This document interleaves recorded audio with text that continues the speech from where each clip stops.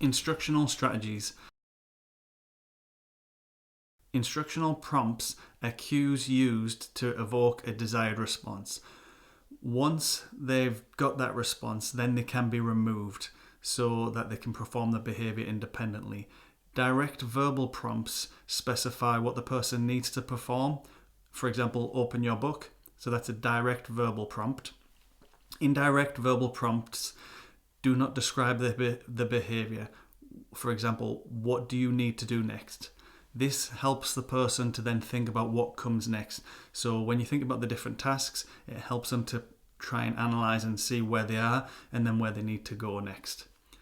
There are other methods. So there's model responses, so you can demonstrate them. You can use picture response prompts, so using visual aids and visual representations. Physical response prompts, manually guiding them through it. So that one's a lot more intrusive and it's a lot more supportive.